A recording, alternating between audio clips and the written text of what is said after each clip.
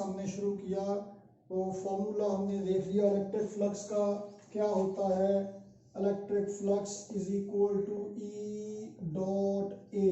चलिए ठीक है, ये फॉर्मूला हमारे पास मौजूद है। तो आज हम इसी की मदद से इलेक्ट्रिक फ्लक्स मालूम करेंगे। एक स्पेशल सूरत हाल में क्या होगी वो टॉपिक जरा ध्यान से देखना है और उसके बाद इसी पर हमारी डिस्कशन चलेगी अगला काफी सारा वक्त। Electric flux through a closed surface, एक क्लोज्ड सरफेस से गुजरने वाला इलेक्ट्रिक फ्लक्स मालूम करेंगे।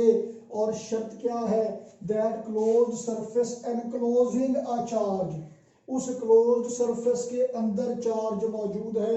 हमने पॉजिटिव चार्ज बना लिया, कोई और नेगेटिव भी हो सकता है, डायरेक्शन का ही फर्क पड़ेगा इलेक्ट्रिक लाइंस ऑफ फोर्स का, बाकी तो सूरत हाल सेम होगी। क्लोज सरफेस आपके सामने बेटा दायरा लगाया हुआ है, ये एक्चुअली सरफेस हर तरफ से घिरा हुआ है। देखिए अगर यहाँ पे चार्ज हो और ये सिर्फ ऐसे हो तो इधर से और इधर से तो रास्ता नहीं रोका है ना, तो इस चार्ज को हर तरफ से घेरा हुआ है सरफेस ने, जो भी हर पॉसिबल डायरेक्शन से घेरा हुआ है। तो ये स्फीयर हमने बनाया है फिलहाल, फिर अगर कोई और शेप की जरूरत पड़ेगी तो फिर देख लेंगे। तो इलेक्ट्रिक फ्लक्स मेजर करना है हमने इस क्लोज्ड सरफेस से गुजरने वाला फ्लक्स, और इस क्लोज्ड सरफेस ने एनक्लोज किया हुआ है, घेरा हुआ है चार्ज को। तो जनाब आली पहले तो हम इस चार्ज की वजह से इलेक्ट्रिक लाइंस ऑफ फोर्स बनाते हैं, फिर देखते हैं जनाब आली इलेक्ट्रिक लाइंस ऑफ फोर्स ये है जनाब रेडियली आउटवर्ड है। क्या है, रेडियली आउटवर्ड है। लो जनाब इतनी का हमने बना ली है। हम चलो थोड़ी थोड़ी एक और लगा लेते हैं बीच में, कोई मसला नहीं है। हस्बे जायका, लो जनाब ये जनाब आली इलेक्ट्रिक लाइंस ऑफ फोर्स बन गई हैं। इस क्लोज्ड सरफेस से गुजरने वाला इलेक्ट्रिक फ्लक्स मालूम करना है, जिसके अंदर एक चार्ज, फिलहाल एक चार्ज है, जरूरत पड़ी तो ज्यादा कर लेंगे, नेगेटिव भी कर सकते हैं, रड़ा बड़ा भी कर सकते हैं। देखते हैं जनाब आली। तो जनाब अब मुसीबत ये है कि हमारे पास इलेक्ट्रिक फ्लक्स मेजर करने के लिए फॉर्मूला है ये ई डॉट ए। ई तो इलेक्ट्रिक फील्ड इंटेंसिटी, चले वो भी किसी तरह से कर लेंगे कैलकुलेट। ए क्या है, एरिया।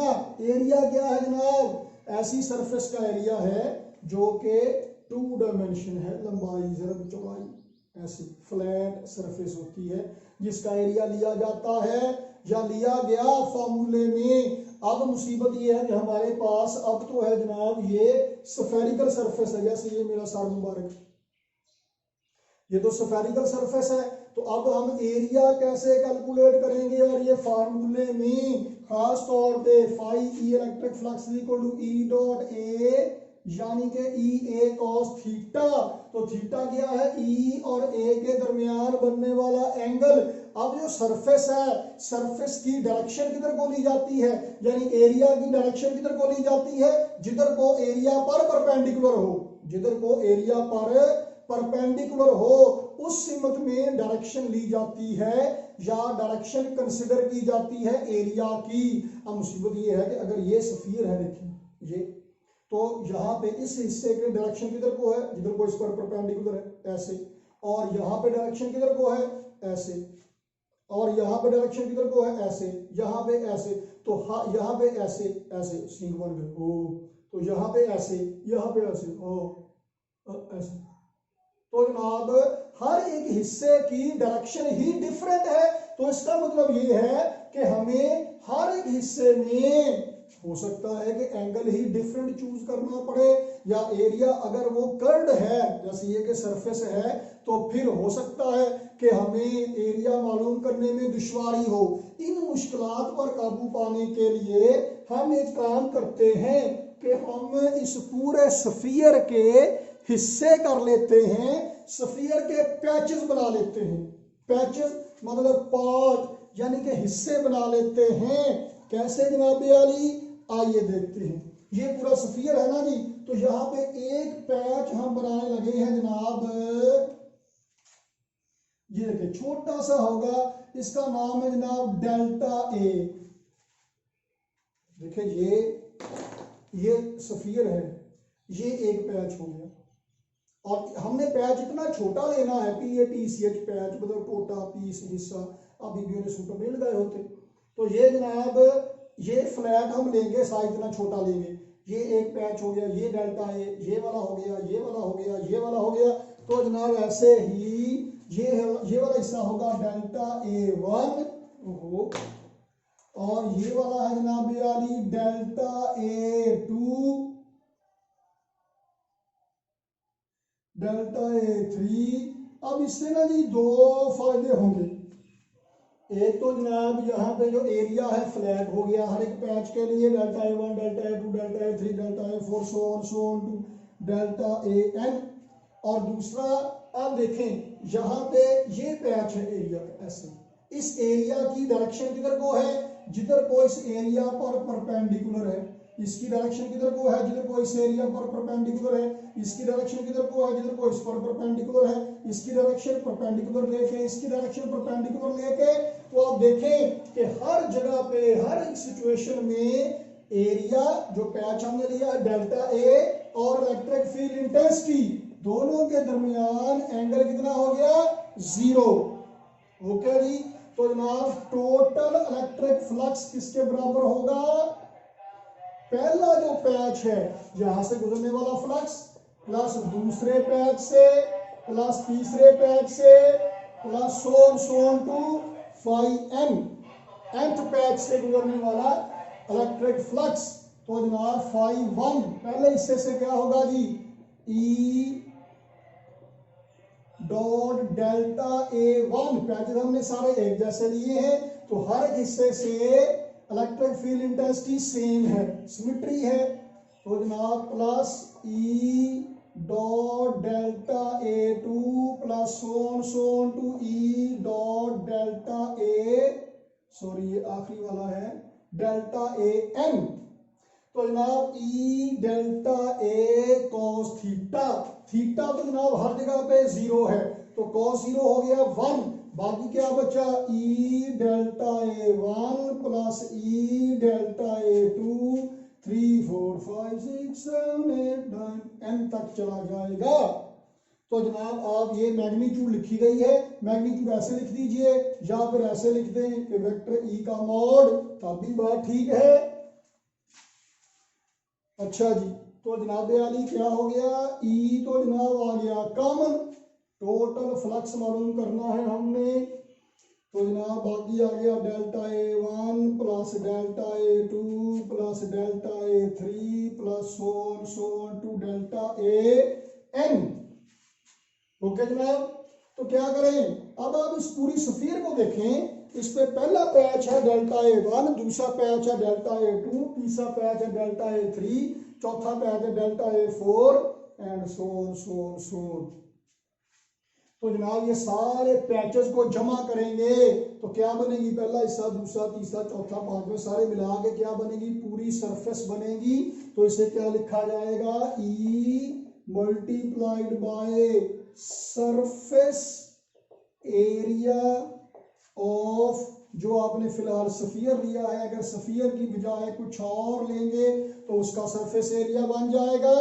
तो जनाब आली ये जरा देखिएगा सरफेस एरिया का फार्मूला, ये जनाब मैडम का दुपट्टा है, ये देखिए, बाकी एक्स्ट्रा दुपट्टे को आप छोड़ें, आप ये देखें जनाब कि यहाँ से ये जितना हिस्सा, यहाँ से जनाब जितना इसने पूरे स्फीयर को कवर किया हुआ है, यहाँ पर यहाँ निशान, मैं मार्कर से लगा नहीं सकता क्योंकि फिर धोना भी मुझे पड़ेगा। तो जनाब यहाँ से निशान लगाएं और उसके बाद करें 4 और उसके बाद जनाब ऐसे रखें।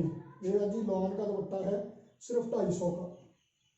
तो जनाब ये फर्क करेंगे, इतना हिस्सा है जिसने पूरे स्फीयर को कवर किया हुआ था, तो ये इतने हिस्से का एरिया क्या होगा, ये वो एरिया है जो इस स्फीयर को कवर कर सकता है, तो इसे कहेंगे सरफेस एरिया ऑफ स्फीयर, इस पूरे स्फीयर की सरफेस को कवर करने वाला एरिया। तो जनाब इसका फार्मूला क्या होता है, E multiplied by 4 pi r square formula होता है। E इलेक्ट्रिक फील्ड इंटेंसिटी हम ये लिख चुके हैं क्या होती है, k q over r square into 4 pi r square. ये क्यू क्या है, वो चार्ज जो जिसकी वजह से इलेक्ट्रिक फील्ड इंटेंसिटी मालूम कर रहे हैं। आर क्या है, इस स्फीयर का रेडियस, जितने फासले पर आप मालूम कर रहे हैं सेंटर से। तो बेटा जी क्यू के क्या होता है, सॉरी के होता है, अगर मीडियम है वैक्यूम यहाँ पे तो फिर एप्सिलॉन नॉट, वैक्यूम के अलावा अगर कोई और मीडियम होगा तो एप्सिलॉन नॉट के साथ लगा देंगे क्या, एप्सिलॉन आर लगा देंगे फिर साथ, अगर वैक्यूम के अलावा कोई और मीडियम हुआ तो जनाब into q over r square into 4 pi r square से आर स्क्वायर कट गया, 4 पाई से 4 पाई कट गया। तो जनाब यानी क्यू क्या हो गया जनाब, सॉरी इलेक्ट्रिक फ्लक्स क्या हो गया जनाब, through a close surface enclosing का charge q over epsilon not. Q क्या है, ये क्यू वो चार्ज है जो चार्ज एनक्लोज किया हुआ है इसने। क्यू क्या है, ये वो चार्ज है जो के एनक्लोज किया हुआ है, जो चार्ज इसने घेरा हुआ है, ये वो है क्यू। और एप्सिलॉन नॉट क्या है, मीडियम की परमिटिविटी, मीडियम वैक्यूम की बजाय कुछ और होगा तो उसके हिसाब से डील कर लिया जाएगा। तो आप देखें electric flux through a close surface depend करता है किस पे, charge enclosed by the surface या मीडियम पे। इसका कोई ताल्लुक नहीं है कि सरफेस कैसी होनी चाहिए। अगर ये सरफेस ऐसे स्फेरिकल की बजाय, लेकिन मैं एक नई सरफेस बनाने लगा हूं मूंगफली जैसी, ऐसी होती, जितनी total electric line of force यहां से गुजर रही हैं उतनी ही यहां से भी गुजर रही है सारी। इलेक्ट्रिक फ्लक्स सेम ही रहेगा, इस क्लोज्ड सरफेस का साइज छोटा बड़ा हो जाए कोई जिक्र नहीं है फार्मूले में, शेप चेंज हो जाए, ज्योमेट्री चेंज हो जाए, कोई फर्क नहीं पड़ेगा। Electric flux through a closed surface is independent of size, shape and geometry of the closed surface. शर्त क्या है, क्लोज्ड सरफेस होनी चाहिए जनाब, क्लोज्ड सरफेस होनी चाहिए बस। बाकी उसका साइज कैसा है, उसकी शेप कैसी है, इससे कोई भी फर्क नहीं पड़ेगा। तो मुअज़्ज़ज़ खातिनो हजरात, यहीं से बुनियाद पड़ती है गाज़ लॉ की। गाज़ एक भाई का नाम था,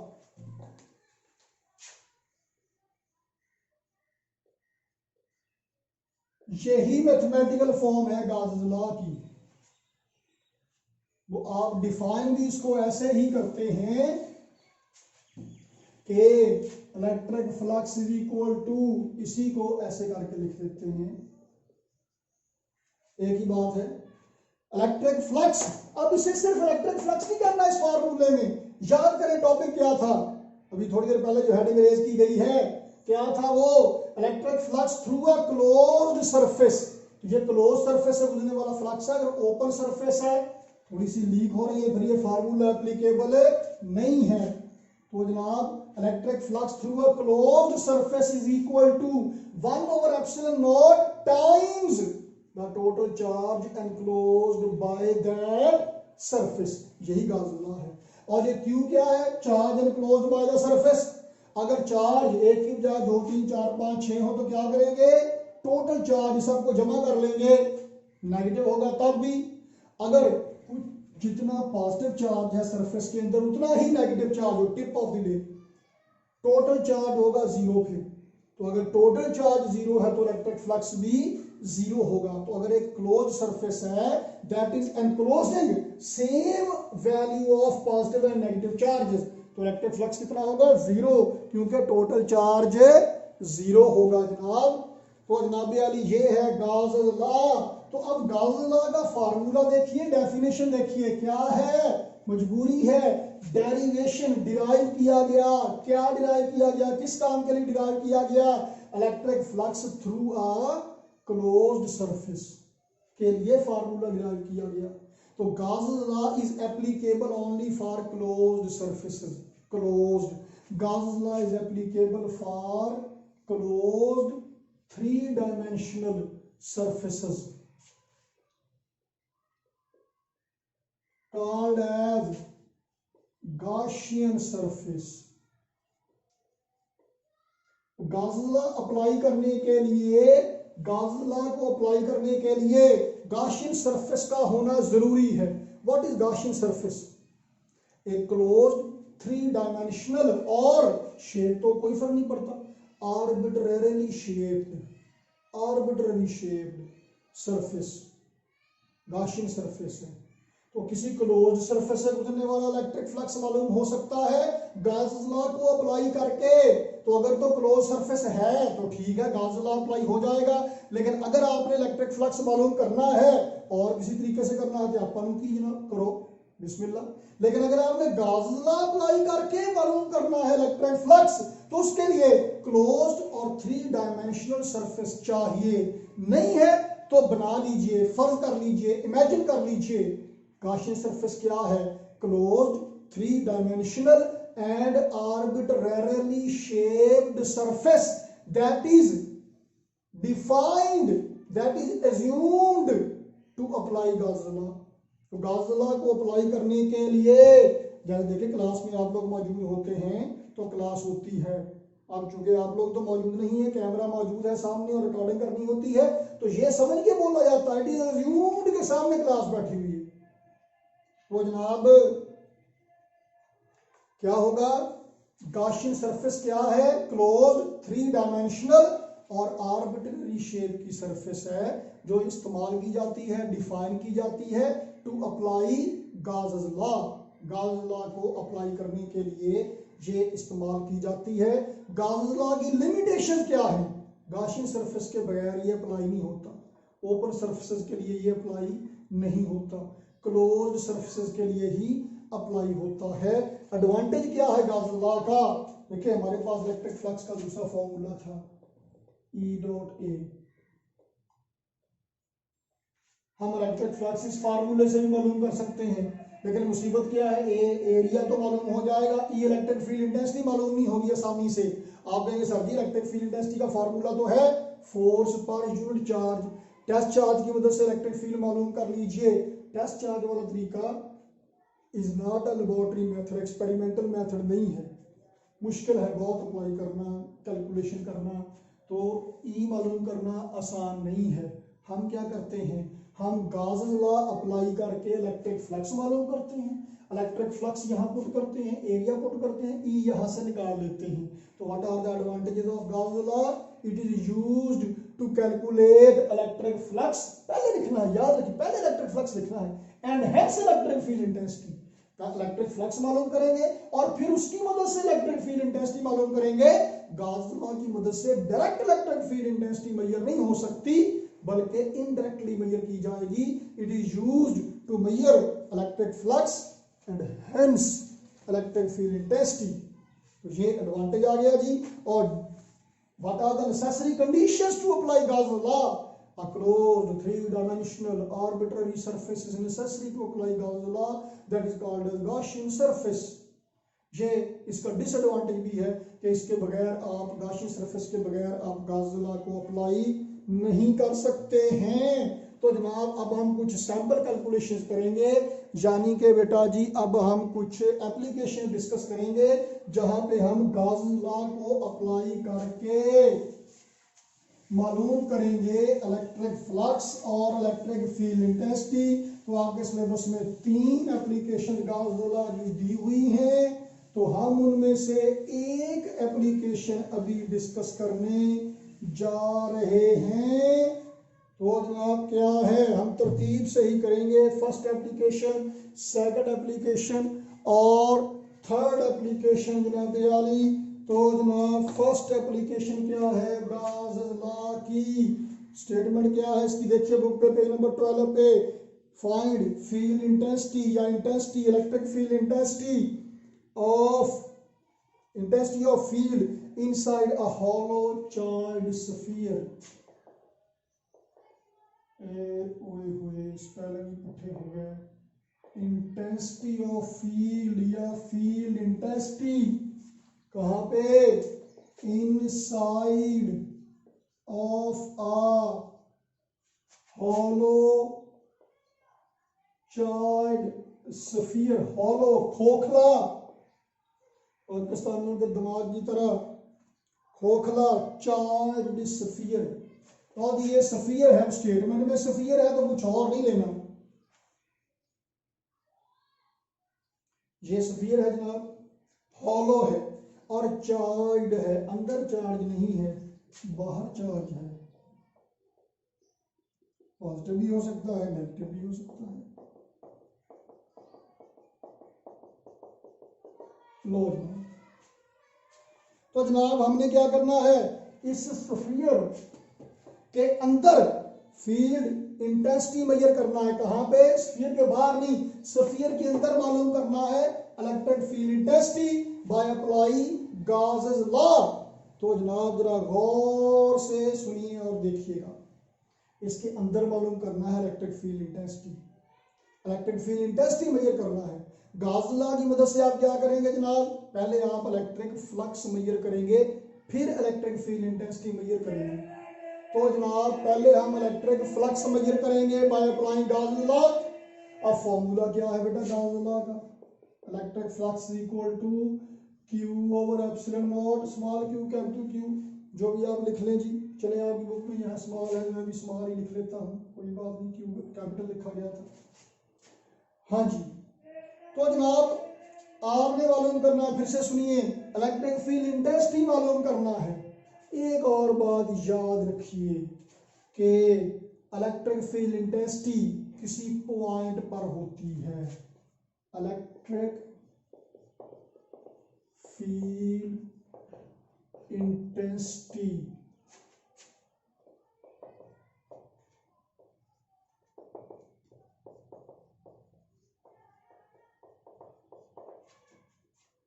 जबकि इलेक्ट्रिक फ्लक्स किसी पॉइंट पे नहीं होता, is always through a surface. जबकि इलेक्ट्रिक फ्लक्स सरफेस से गुजरने वाला होता है, ये किसी पॉइंट पर नहीं होता। तो अगर हमें टास्क क्या दिया हुआ है कि इस स्फीयर के अंदर इलेक्ट्रिक फील्ड इंटेंसिटी मालूम करें, इस पॉइंट पे इलेक्ट्रिक फील्ड इंटेंसिटी मालूम करें। तो अगर आप गॉस लॉ अप्लाई करना चाहते हैं तो गॉस लॉ अप्लाई करके आप इलेक्ट्रिक फ्लक्स पहले मालूम करेंगे। इस पॉइंट पर इलेक्ट्रिक फ्लक्स नहीं मालूम करते, इस पॉइंट पर नहीं इलेक्ट्रिक फ्लक्स मालूम कर सकते, किसी सरफेस से गुजरने वाला फ्लक्स मालूम करेंगे। और अगर आपने गॉस लॉ अप्लाई करके इलेक्ट्रिक फ्लक्स मेजर करना है तो एक गॉसियन सरफेस आपको बनाना पड़ेगा। हम क्या करते हैं, गॉसियन सरफेस डिफाइन करते हैं, बनाते हैं। अगर नहीं है, हमने इस पॉइंट पर फील्ड इंटेंसिटी मेजर करना है तो हम एक सरफेस बनाएंगे, वो सरफेस इस पॉइंट से गुजरेगी। तो देखिए मसलन ऐसे करके,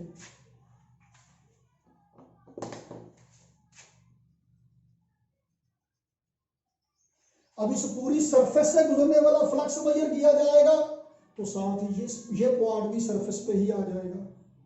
फिर फील्ड इंटेंसिटी मेजर करेंगे तो वो इस जगह से भी आ जाएगी। तो अब यहाँ पे क्लोज सरफेस नहीं थी, हमने बना ली, ये आर्बिट्रेरी है, ये विर्चुअल है। Gaussian surface, choice of Gaussian surface is arbitrary, ये विर्चुअल है। असल में अगर है तो ठीक है, नहीं थी तो हमने बना ली। क्यों, गॉस लॉ को अप्लाई करने के लिए, चूंकि गॉसियन सरफेस जरूरी है तो हमने एक सरफेस बना ली। इसका मकसद क्या है, गॉस लॉ को अप्लाई करना। तो जनाब ये चूंकि स्फीयर है तो ये इसके अंदर एक छोटा स्फीयर हमने डिफाइन कर लिया। बड़े वाले स्फीयर का रेडियस है r, छोटे वाले का रेडियस क्या है जनाब, r प्राइम कह लीजिए, स्मॉल r कह लीजिए, या जो भी आप कह लीजिए जी। ठीक हो गया। अब जनाब इलेक्ट्रिक फ्लक्स मालूम कीजिए, इस गॉसियन सरफेस से गुजरने वाला फ्लक्स मालूम कीजिए। इससे चार्ज सरफेस के बाहर है, अंदर नहीं है, इलेक्ट्रिक लाइंस ऑफ फोर्स भी सरफेस के बाहर होंगी, अंदर नहीं होंगी। तो यहाँ पे इस देखें गॉस लॉ की डेफिनेशन क्या थी, electric flux through a closed surface is equal to 1 over epsilon not multiplied by क्या था, charge enclosed by that Gaussian surface. इस गॉसियन सरफेस के अंदर तो कोई चार्ज है ही नहीं, अंदर तो कोई चार्ज है ही नहीं, तो Q0, चार्ज जीरो हो गया, इलेक्ट्रिक फ्लक्स क्या हो गया, जीरो। इस गाशियन सरफेस में से गुजरने वाला इलेक्ट्रिक फ्लक्स जीरो हो गया, तो इलेक्ट्रिक फील्ड इंटेंसिटी भी क्या जीरो होगी। आइए देखते हैं दूसरा फॉर्मूला देखिए इलेक्ट्रिक फ्लक्स का, E डॉट ए, तो zero is equal to E dot A, E और ए का प्रोडक्ट जीरो है, E A cos theta zero है, तो थीटा हमेशा 90 होना जरूरी नहीं है। पूरी सरफेस से गुजरने वाला जो इलेक्ट्रिक लाइंस ऑफ फोर्स है कहीं ना कहीं एंगल कुछ ना कुछ बन जाता है, तो यहाँ पे थीटा डिस्कस करना जरूरी नहीं है, बेमानी सा है। तो ई और ए में से या तो ई जीरो होगा या फिर एरिया जीरो होगा, दोनों में से कोई एक शय जीरो होगी तभी जवाब जीरो आएगा। वेक्टर का निशान डालना नहीं भूलना, कोई एक शय जीरो होगी तो जवाब जीरो आएगा। क्या एरिया जीरो है? किसका एरिया? जिसमें से फ्लक्स गुजर रहा है। किस में से फ्लक्स गुजर रहा है? गाशियन सरफेस में से। गाशियन सरफेस का एरिया जीरो है? नो। क्यों? अगरचे इमेजिनरी है, हमसे पूछा है गाशियन सरफेस किडिक है, वे एडिक है, चाहे वर्चुअल है, इमेजिनरी है, सच्ची मुच्ची की नहीं है, लेकिन साइज तो है, एरिया तो है। Area can not be zero for that Gaussian surface, तो इसका मतलब है कि इलेक्ट्रिक फील्ड इंटेंसिटी जीरो है। तो जनाब इसका मतलब है कि इलेक्ट्रिक फील्ड इंटेंसिटी इस पूरे स्फीयर पे जीरो है, तो यहां से गुजरने वाली भी इलेक्ट्रिक फील्ड इंटेंसिटी जीरो है। तो इसका मतलब यहाँ पे ये पॉइंट कहीं पे भी हो सकता है स्फीयर के अंदर, इसका मतलब है कि हॉलो चार्ज स्फीयर के अंदर electric field intensity, electric flux दोनों क्या है? जीरो है। ये है first application of Gauss's law. इसकी प्रैक्टिकल एप्लीकेशन क्या है? अपना मोबाइल खोलें, तोड़ के खोल लें, बेशक मैंने नहीं खोला, जितना आपका CD player, DVD player, TV, radio, जितने भी उसमें से सेंसिटिव सर्किट है, खास तौर पे जो एंटीने वाला पोर्शन है, ये जनाब आली मेटल एनक्लोजर में रखे जाते हैं। इसके ऊपर मेटल का बक्सा सा बना के, बॉक्स सा बना के रखा जाता है। वजह क्या है कि हवा में इस वक्त बहुत सारी इलेक्ट्रोमैग्नेटिक वेव्स मौजूद हैं, उनकी वजह से चार्ज अगर आएगा तो इसकी सरफेस पे आएगा, इसके अंदर वाला हिस्सा इलेक्ट्रोमैग्नेटिक इंटरफेरेंस से, मुदाखलत से महफूज रहेगा। ये जो मेटालिक एनक्लोजर है, मेटल का बॉक्स है, ये शील्ड करेगा, ये बचाएगा हमारे सेंसिटिव सर्किट को बैरूनी मुदाखलत से, इलेक्ट्रोमैग्नेटिक इंटरफेरेंस से बचाएगा। To shield electrical circuits, sensitive electric circuits from external electromagnetic interference, मुदाखलत, इनको रखा जाता है मेटालिक एनक्लोजर में, ताकि ये first application of Gauss's law है कि इस क्लोज्ड सरफेस के अंदर इलेक्ट्रिक फील्ड इंटेंसिटी जीरो होगी, तो चार्ज अगर आएगा तो बाहर आएगा, अदरवाइज वो इलेक्ट्रोमैग्नेटिक वेव सर्किट को डिस्टर्ब कर सकती हैं। तो हम इनको मेटल के बॉक्स में, मेटालिक एनक्लोजर में रखते हैं to shield it from external electromagnetic interference. तो जनाब ये first application of Gauss's law है, जिसकी प्रैक्टिकल एप्लीकेशन अभी आपने सुनी हमारे नज़ीर साहब से। तो बाकी दो एप्लीकेशन इंशाअल्लाह अगले लेक्चर में डिस्कस की जाएंगी। तो मिलते हैं सेम टाइम सेम चैनल अगली एपिसोड में। Stay tuned.